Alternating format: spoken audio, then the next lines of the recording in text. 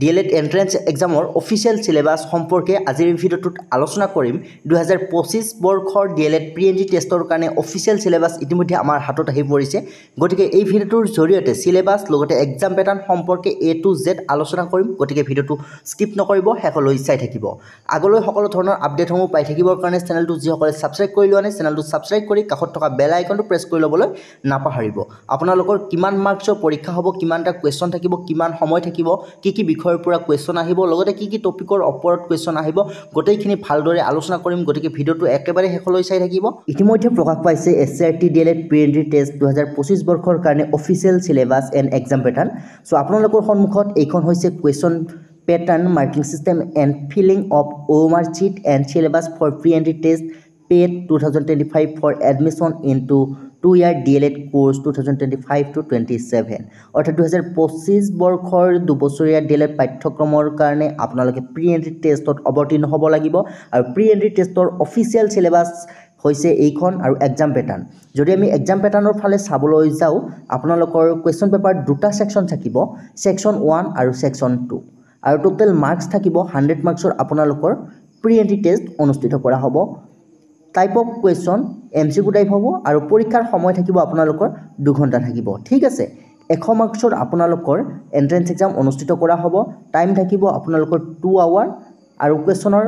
Type হ'ব MCQ type আপোনালোকৰ question হ'ব মানে এটা কোৱেশ্চনৰ বিপৰীতে আপোনালোকৰ 4টা এটা কোৱেশ্চনৰ বিপৰীতে 4টা আপোনালোকৰ অপচন থাকিব আৰু তাৰে কাৰেক্ট অপচন আপোনালোকে সিলেক্ট কৰি বোল্ড কৰিব লাগিব OMR sheetত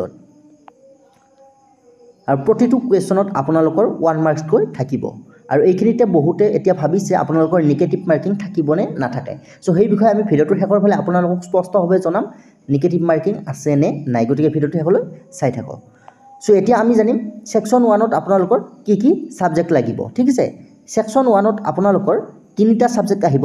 general English general knowledge আৰু ৰিজনিং এই তিনিটা সাবজেক্ট আহিব আপোনালোকৰ সেকশন 1ত টোটাল মাৰ্কস থাকিব 35 মাৰ্ক ইয়াৰে আপোনালোকৰ জেনাৰেল ইংলিশত আহিব 10 মাৰ্কস জেনাৰেল নলেজত আহিব 15 মাৰ্কস আৰু ৰিজনিংত আহিব 10 মাৰ্কস নেক্সট আপোনালোকৰ সেকশন 2ত আহিব 4টা সাবজেক্ট এই 4টা সাবজেক্টৰ পৰা আপোনালোকৰ টোটাল মাৰ্কস সেকশন 2ত থাকিব 65 মাৰ্কস জেনাৰেল ম্যাথমেটিক্স 15 মাৰ্কস আহিব general science and EVS 15 marks আহিব সোশ্যাল সায়েন্স 20 মাৰ্কস আহিব সবচে বেছি মাৰ্ক আহিব সোশ্যাল সায়েন্সৰ পৰা 20 মাৰ্কস আৰু ল্যাঙ্গুৱেজ আপোনালোকে সিলেক্ট কৰিব লাগিব যিসকল এছামিজ মিডিয়ামৰ হয় এছামিজ বেংগলী বড়ো ইংলিশ আপোনালোকে ল্যাঙ্গুৱেজ সিলেক্ট কৰিব লাগিব ইয়াত আহিব আপোনালোকৰ ল্যাঙ্গুৱেজত 15 মাৰ্কস গতিকে আপোনালোকে নিশ্চয় গম পালে কি সাবজেক্টৰ পৰা কিমান মাৰ্কসৰ আপোনালোকৰ পৰীক্ষাত কোৱেশ্চন আহিব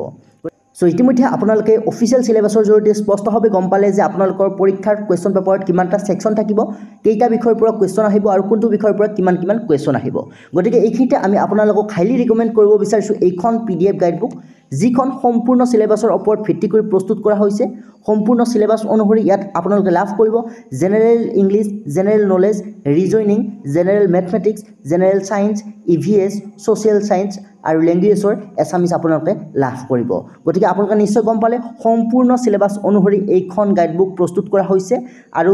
যোৱা 4টা বৰ্ষৰ সৰ্ববৃহৎ সফলতাৰ পিছত পঞ্চমবাৰলৈ এইবাৰ এইখন গাইডবুক প্ৰকাশ কৰা হৈছে যোৱা 4টা বৰ্ষত এইখন গাইডবুকৰ পৰা 80% অধিক কোৱেশ্চন এনসাৰ কমন আহিবলৈ সক্ষম হৈছে গতিকে আপোনালোকে যদি 2025 বৰ্ষত ডিএলএড এন্ট্ৰেন্স এক্সামত অৱতীৰ্ণ হ'ম বুলি ভাবিছে আপোনালোকৰ বেষ্ট অপচন হ'ব এইখন গাইডবুক কাৰণ সম্পূৰ্ণ সিলেবাসৰ ওপৰত ভিত্তি কৰি যোৱা 4টা বছৰৰ পৰা এইখন গাইডবুক প্ৰকাশ কৰি অহা হৈছে গতিকে আপোনালোক যিসকলে এই বৰ্ষত ডিএলএড এন্ট্ৰেন্স এক্সামত অৱতীৰ্ণ হ'ম বুলি ভাবিছে আপোনালোকে এইখন গাইডবুকৰ জৰিয়তে খুব ভালদৰে প্ৰিপাৰেচন কৰিব পাৰিব প্ৰিপাৰেচন কৰিবৰ কাৰণে আপোনালোকে এইখন গাইডবুক ডাউনলোড কৰি ল'ব লাগিব ডাউনলোড লিংক এই ভিডিওটোৰ তলত ডেসক্ৰিপচন বক্সত দিয়া আছে সেই লিংকত ক্লিক কৰি আপোনালোকে ডাউনলোড কৰি মোবাইল বা আপোনালোকৰ পিসিত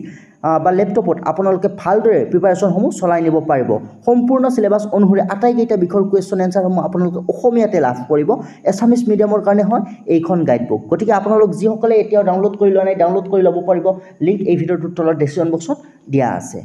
নেক্সট আপোনালোকৰ প্ৰত্যেকটো সাবজেক্টৰে টপিক ওয়াইজ সিলেবাস দিয়া আছে জেনাৰেল ইংলিশৰ ভিতৰত আপোনালোকৰ লাগিব vocabulary tense verb preposition comprehension voice change narration adverbs synonyms and antonyms এইকেইটা টপিকৰ পৰা আপোনালোকৰ ইংলিশত কোৱেশ্চন আহিব নেক্সট আপোনালোকৰ জেনেৰেল নলেজত আপোনালোকে চাব লাগিব current affairs, who is who, abbreviation, constitution of India, history of Assam, invention and discoveries, sports, art and culture, everyday science, world organisation, geography of India, educational commission and committees, new educational initiatives, educational organisation. ৰিজনিঙৰ ভিতৰত আপোনালোকে চাব লাগিব logical and analytical reasoning pattern etcetera. এইখিনি আছিল আপোনালোকৰ section 1ৰ topic wise syllabus. Next আমি যদি ছেকশ্যন 2ৰ ভিতৰত আপোনালোকৰ ডিটেইল চিলেবাছ চাবলৈ যাওঁ, মেথমেটিক্সত আপোনালোকৰ লাগিব নাম্বাৰ্ছ লাগিব, ফ্ৰেকশ্যন লাগিব, পাৰ্চেণ্টেজ লাগিব, মানি লাগিব, জিঅ'মেট্ৰি লাগিব, মেনচুৰেশ্যন লাগিব, মেজাৰমেণ্ট লাগিব, মেনচুৰেশ্যন নহয় মেজাৰমেণ্ট লাগিব। তাৰপিছত আছে আপোনালোকৰ data handling, square root, ratio' and proportion আৰু চিম্পল এলজাব্ৰিক ইকুৱেশ্যন। এইকেইটা টপিক আপোনালোকৰ মেথছৰ পৰা কভাৰ হ'ব। নেক্সট আপোনালোকৰ ছায়েন্স এণ্ড ইভিএছৰ ভিতৰত লাগিব natural and social environment,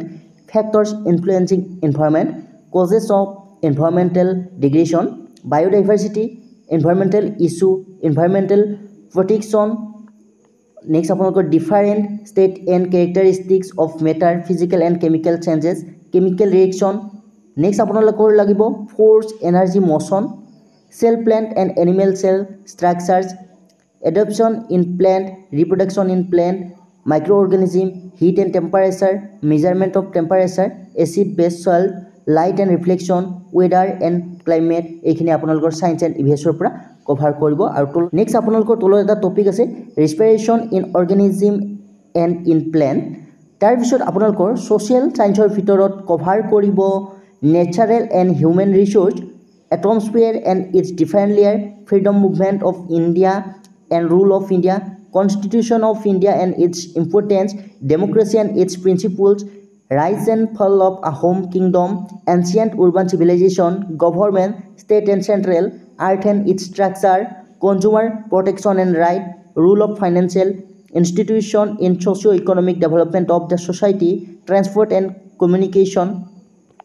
agriculture and industries development, India after independence. Next আছে আপোনালোকৰ contribution of medieval administrators on socio-economic development in Assam.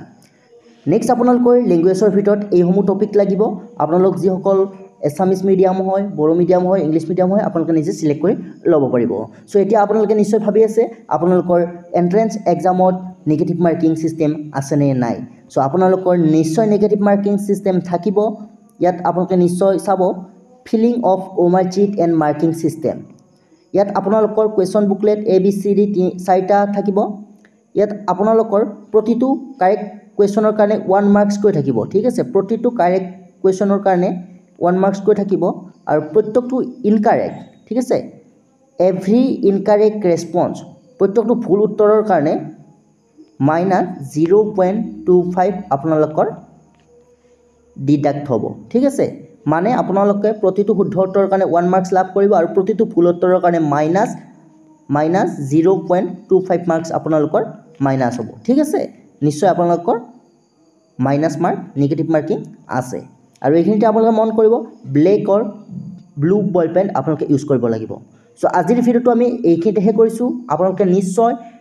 DLF preliminary টেষ্টৰ syllabus, exam pattern, marking system সম্পৰ্কে আপোনালোকৰ সকলো ধৰণৰ ডাউট ক্লিয়াৰ হ'ল। যদি কিবা ডাউট আছে আপোনালোকে কমেণ্ট ছেকশ্যনত আমাক জনাব পাৰে। লগতে আমাৰ হোৱাটছআপ গ্ৰুপ আছে, লিংক ডিছক্ৰিপশ্যন বক্সত দিয়া আছে, সেই লিংকত ক্লিক হৈ ল'ব পাৰিব। সেই লিংকত ক্লিক কৰি আপোনালোকে জইন হৈ ল'ব পাৰিব। লগতে আপোনালোকে PDF গাইডবুকখন যিসকলে এতিয়াও ডাউনলোড কৰি লোৱা নাই, ডাউনলোড কৰি ল'ব পাৰিব। ডাউনলোড লিংক এই ভিডিঅ'টোৰ তলত ডিছক্ৰিপশ্যন বক্সত দিয়া আছে।